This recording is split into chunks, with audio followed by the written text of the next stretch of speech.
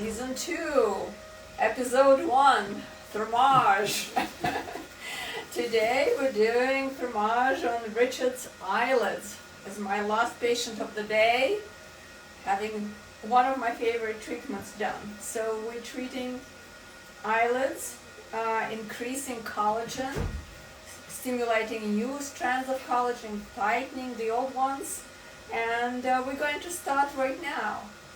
And while I'm treating, I'll be talking, okay? So right now we're going to be tuning the device.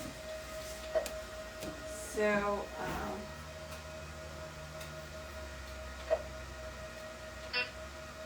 okay.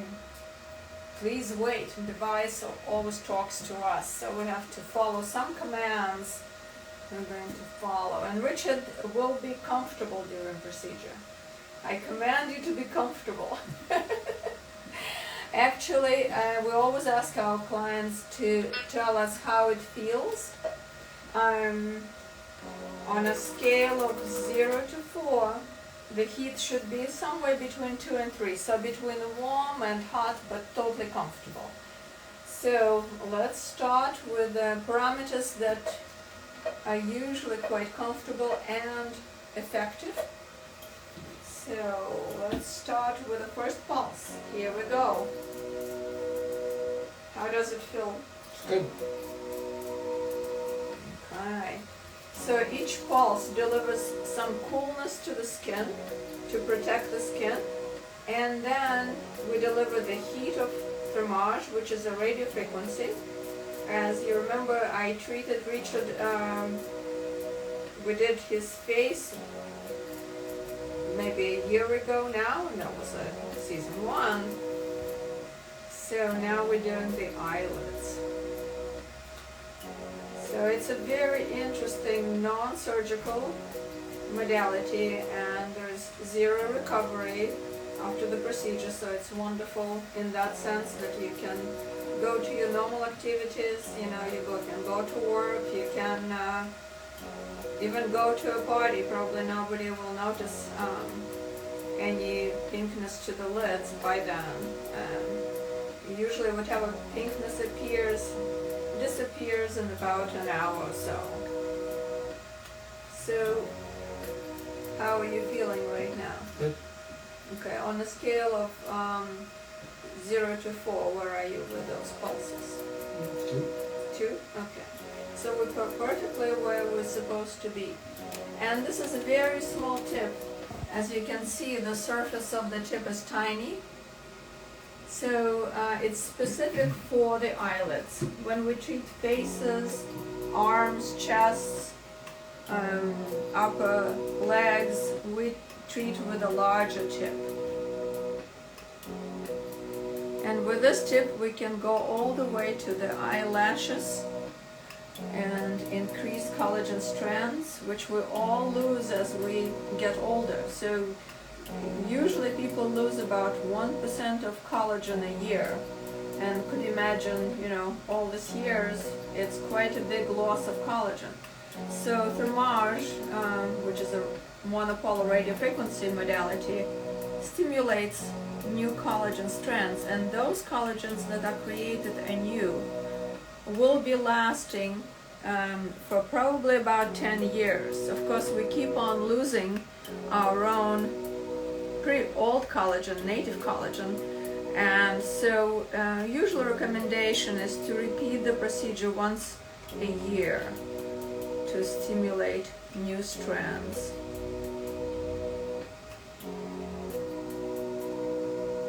How are you feeling? Is it getting too uncomfortable, too warm, or you're good? Okay. So frequently patients ask me how long they will see the results, and it's a gradual improvement. We usually say results keep happening from now, from the start of the, from the beginning of the procedure to about 12 months from now, as proven by biopsies. So it's it's kind of like a gift that keeps on giving. We use coupling fluid, so that's a little bottle of coupling fluid that helps just to align the tip correctly with the skin, protect the skin. How are you doing? Good? Now Richard has an eye shield covering his eyeball. You want to demonstrate your black eye? There we go, for those who would like to see. I usually treat one eye at a time, so I put the shield in and I treat one eye, then remove the shield and then repeat procedure on the other eye. It's just clients are more comfortable with that. This area here on the lateral brow is, on the lateral eyelid is frequently more uncomfortable. But the rest seems like it's good, right? Are you doing well? Yep. So for the one here, Yeah. which is okay.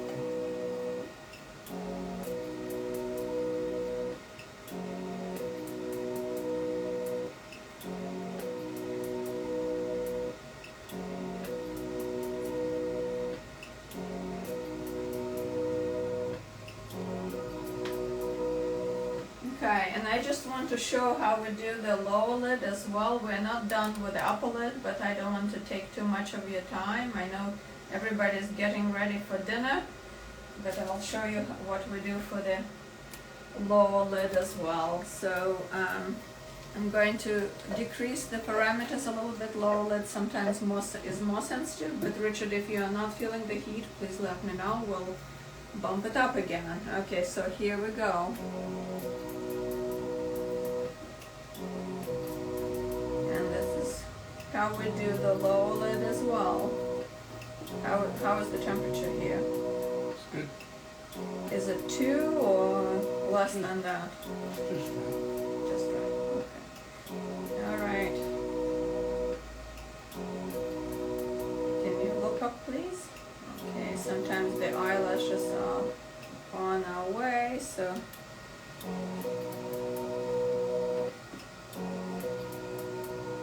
Especially those glued-on eyelashes. Fortunately, Richard doesn't have those. But with glued-on, they're a little bit on the way, so I always ask my clients to open the eyes during procedure on the lower lid. Okay, and that's how we do it. So Dr. Marina, we have a few questions coming in. Okay, excellent. So how many treatments will I need with Thermage? It is one and done, and that's another advantage of, you don't need to repeat it. Some other procedures we need to do several sessions to achieve results. With Thermage, on any area, it's one and done. Of course, as I mentioned, aging continues, we keep losing our collagen, the skin is not as firm as it is when it's younger, so we do need to keep up with that aging process, so we recommend to repeat the procedure once a year, but you don't have to. Great, and what other parts of the body can be treated? Well, face is very common. Face, neck is a very good combination. Area under the chin, we call it the chin strap, which is right here. We treat chest, we treat abdomen, we treat upper arms. Anywhere where there is skin laxity, we can do Thermage. Above the knees is another very common area to have treatment done. So, yeah, and it's quite comfortable, as you can see. We're not giving any anesthesia. There's no topical anesthesia for this particular procedure, because actually we want patient input. So you may get to talk. Well, we didn't say that. Okay. All right, back to the upper lid. But before we return to upper lid, would you like to see some before and afters? Of course, not on Richard because he's still being treated, but I thought it's worthwhile to see some results. So this is the eyelids that were done, and this is 6 months post-treatment. As you can see, it takes time to show the improvement, but there is significant improvement with eyelids on that can be achieved. Okay. Well, do we have any other questions? How long does the entire face take to complete?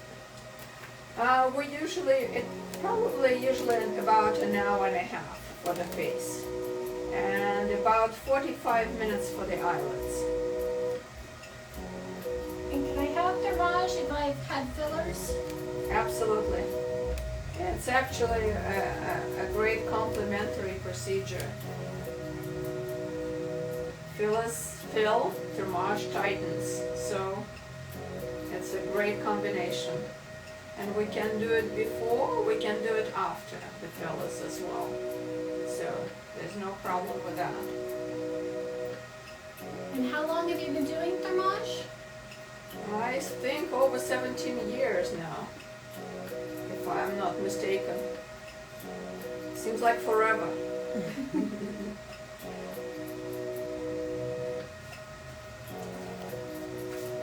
How are you doing? Getting hungry for dinner?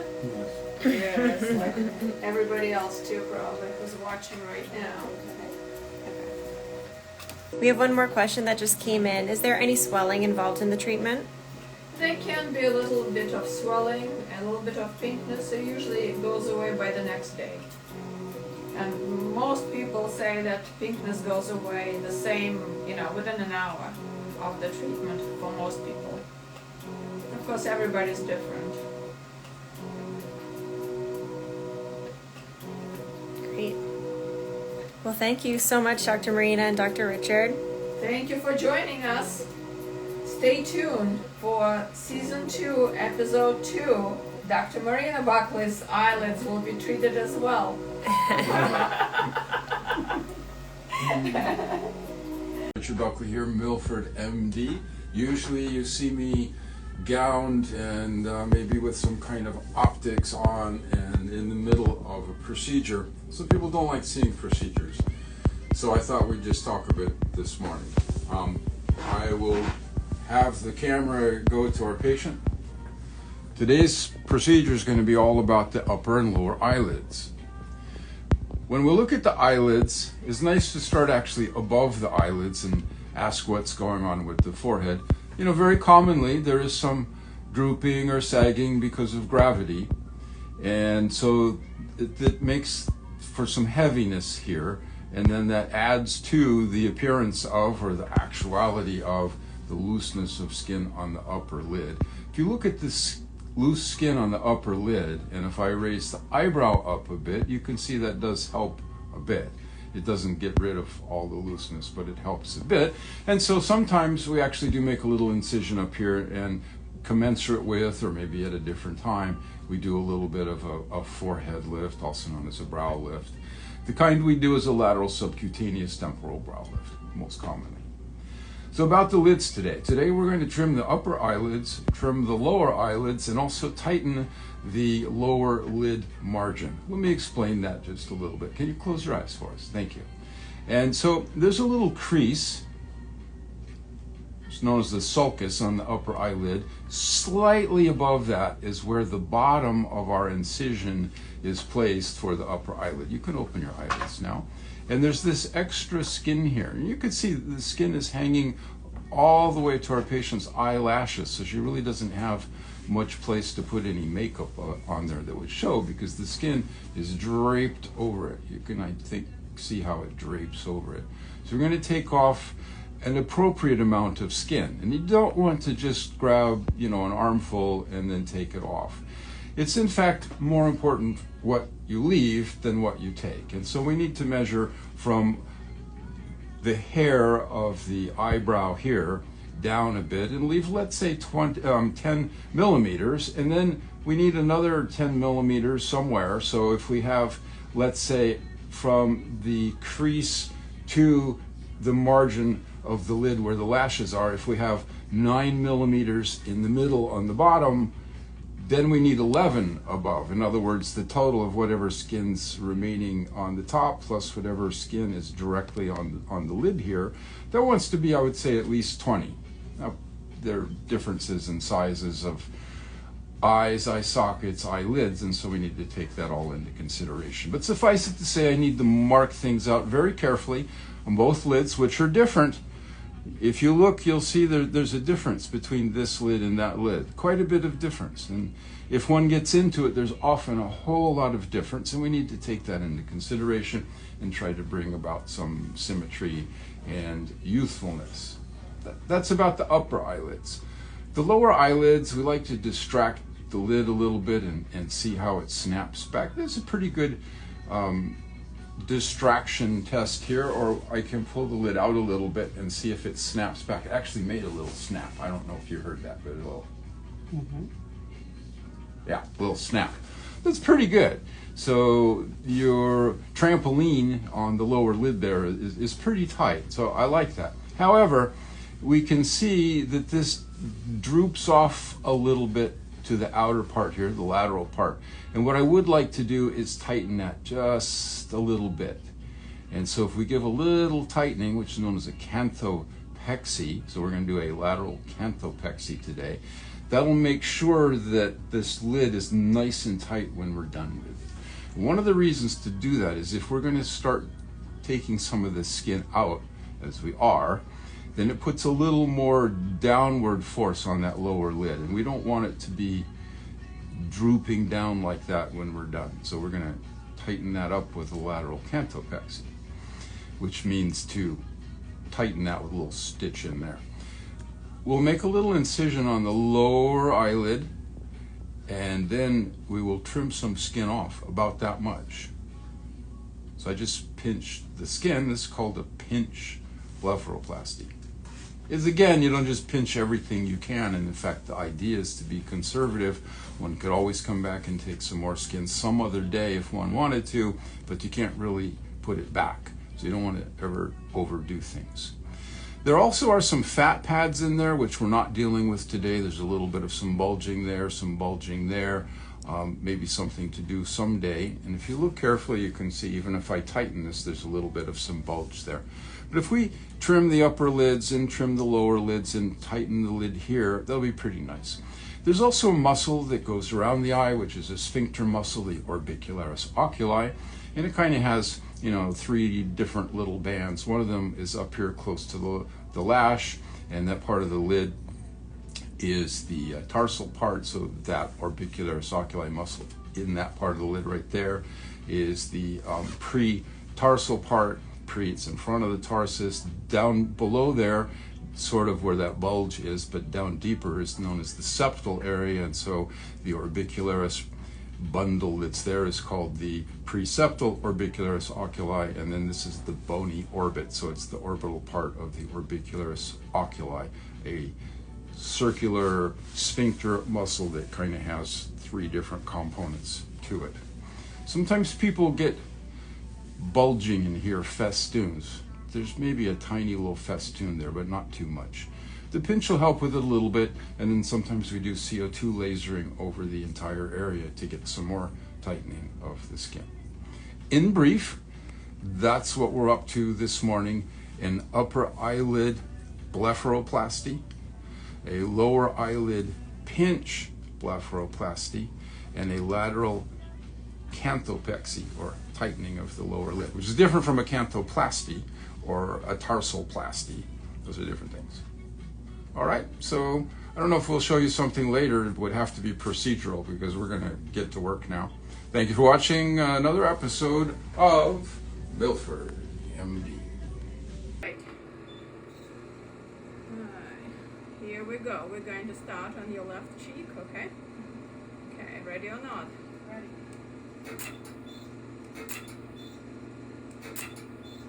Alright. Using the vascular laser, we're treating rosacea here. Vascular laser is targeting red in patient's skin, so in this case, redness of rosacea also decreases the outbreaks. Let's It's an excellent laser to improve on telangiectasias. Those are little capillaries that get enlarged with rosacea.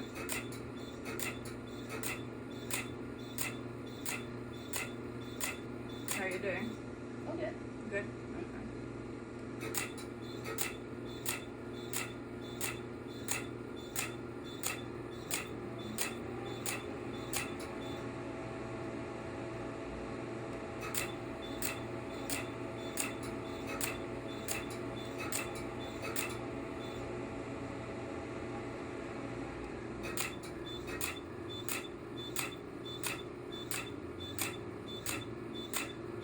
So you had one treatment already, right? Yes. Did you notice any improvement? Significant. So we usually recommend this treatment to be done every 2 to 4 weeks for about 5 sessions at the beginning. And then you need some maintenance, maybe every 6 months, depending on the skin. And of course, we'll always ask our patients to make sure they use sunscreen to protect their skin, to decrease the breakouts of rosacea, and protect their investment. Correct? Yeah, that's well put to protect the investment. Okay, let's just fix the goggles, do your nose.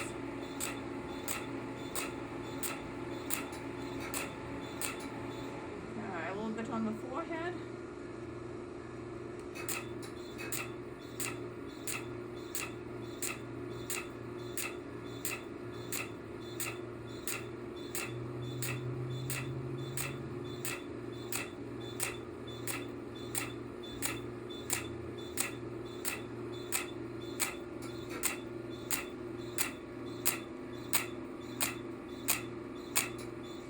I just want to touch up on the cheeks a little bit more, and then we'll be done, okay?